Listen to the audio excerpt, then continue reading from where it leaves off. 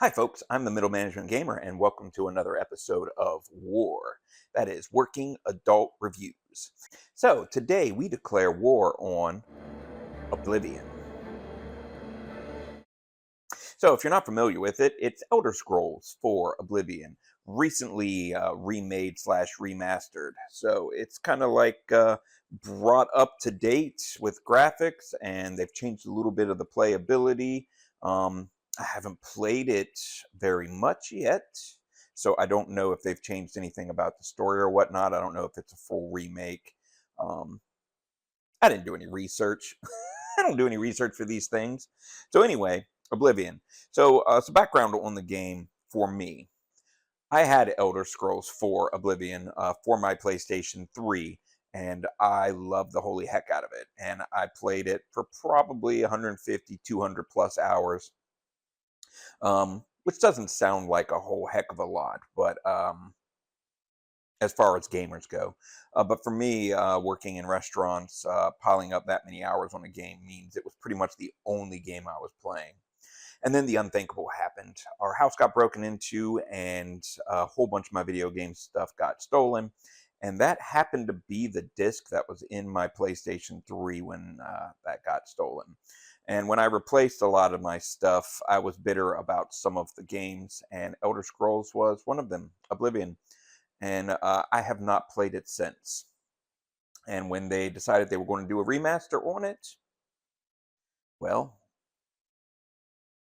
I guess I found out when everybody else did, about a week or two before it actually came out. There were rumors, and we all knew. And then the day they announced it was the day they released it, and it was only $49.99, and it looked gorgeous. And frankly, I'm tired of rebuying Skyrim because pretty sure I have 3 or 4 different versions of it. So this was a welcome surprise. So let's get into it. All right, so we're going to start a new game. Voice acting on it's great. Got Sir Patrick Stewart here. Later on, we're going to hear some stuff from Sean Bean. Wonder if he dies in this. I don't know. No spoilers. But we're going to go ahead and skip this because I don't want any spoilers for you. But just know pretty much all of the Elder Scrolls games seem to start off with you in prison or as a prisoner of some sort, and you get a new lease on life through fate. So we have different classes, different races we can choose. And right out the gate, you're going to get to design what your character looks like and basically where their origin is. So we're going to play as a Khajiit. So cat race. Typically the reason I pick them is because I typically play rogue style classes. I like stealth, I like lockpicking, and being all around sneaky. Also, Khajiit can see in the dark. However, we're going to pick this stronger version of the Khajiit here and randomize our player here, what he looks like. Woo! But then we can actually go in and be a female or a male. Change the age, complexion, mess with the head, and like that. Change the fur.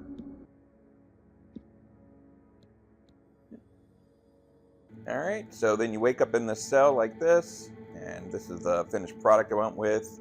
I was trying to make my character look like Hermes, but there's no way to put the white pattern on him that Hermes has, because Hermes is like a tuxedo, but he's wearing clothes anyway, so whatever. Pretty much pick up anything that isn't nailed down. For you. Well, it's not unoccupied. What a twist of fate. Oh, looks like I am going to get freed after all.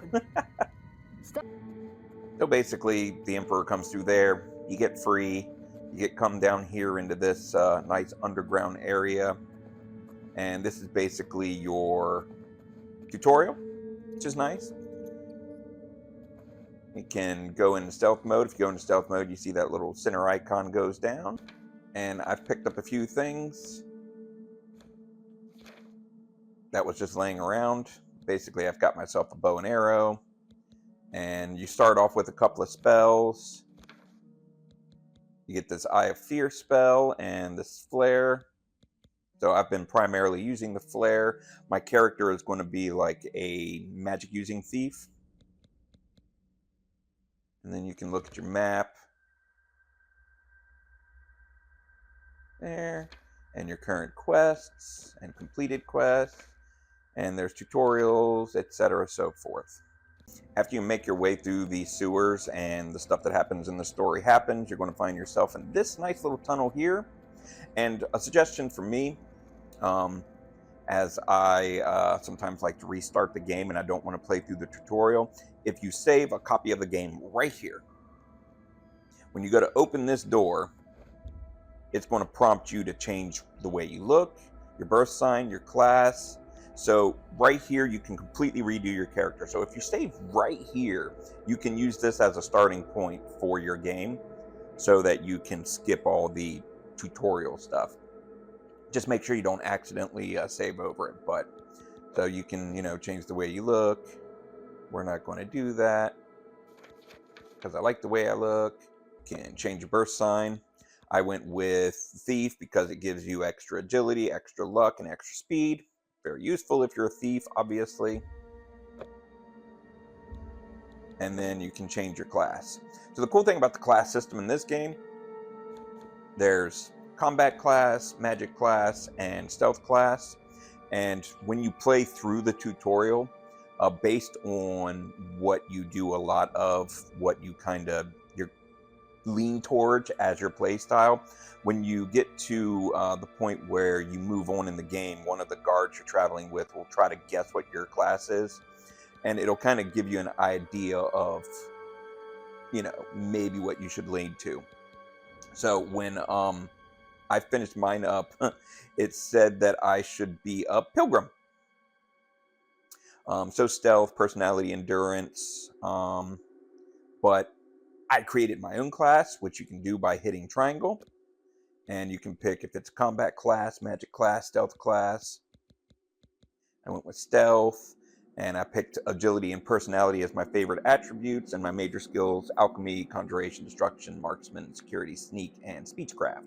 So I can talk my way out of stuff and make potions, and when I can't talk my way out, I can sneak away and get through locked doors. Also use bow and arrow and destruction magic. So all the cool things that I like to do, and I named it the Shadow Slinger. And then you can open the gate. And you have the map, little red icon, show you where to go. Awesome. So why this game is great, same reason Skyrim is great, or any open world game. I have this quest and it's off in this direction, and I can go off in this direction. Look, there's a sideways cave over here. Let's go see what's in it. It'll actually show you how many footsteps you are away from it. Here it is. So let's go see what's in here. So I can tell you, from having enjoyed this game years ago, so it's probably going on 10, maybe 15 years since I had this. I'm not 100% sure. It's been a really long time because I got it when it came out and I put a lot of time into it. I never beat it. Just put a lot of time into it. And that's probably one of the good and bad things about games of this size.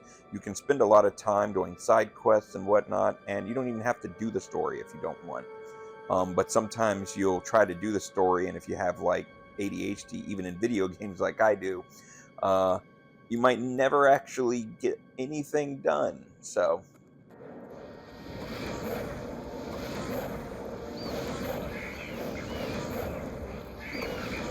my construction went up.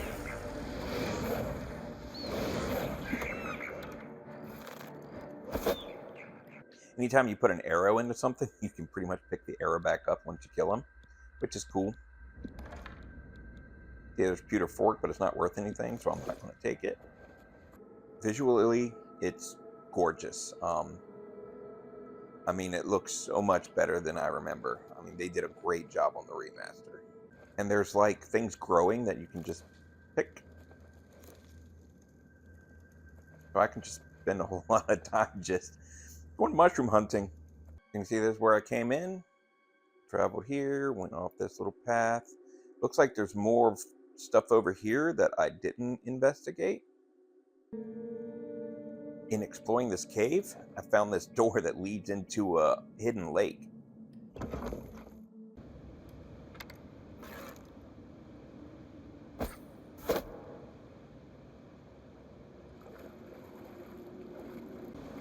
That looks like some sort of chest. Alien cask. Ooh, a reliquary.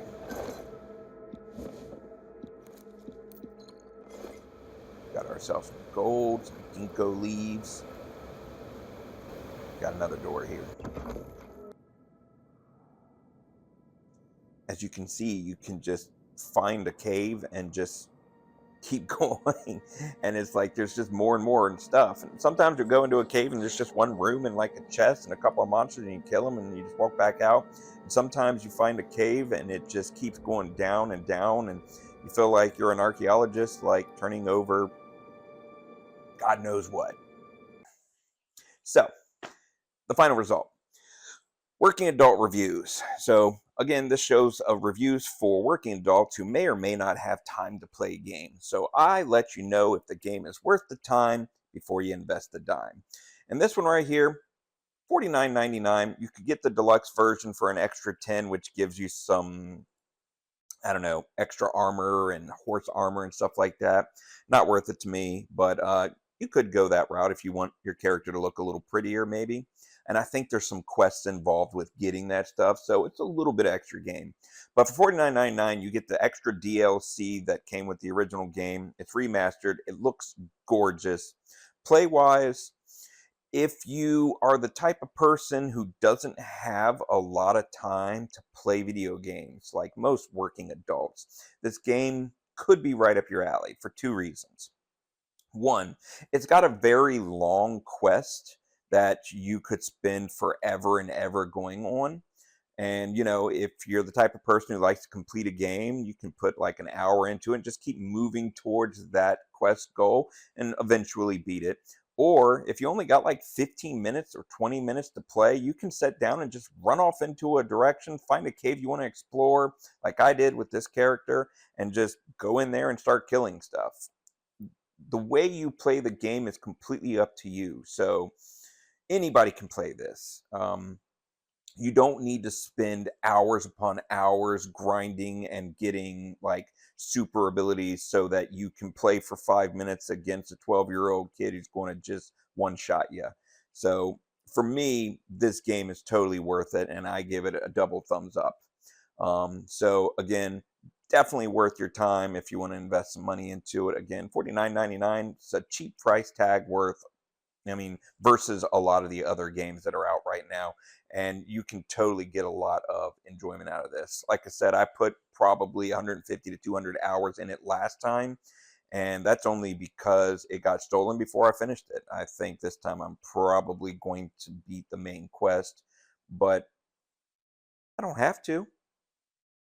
Anyway, if you like what you saw today, don't forget to like, share, and subscribe. And in the next episode, we'll investigate further games, find out whether or not they're worth your time. If you're a working adult and you don't have a lot of time to invest, I'm here to do the legwork for you.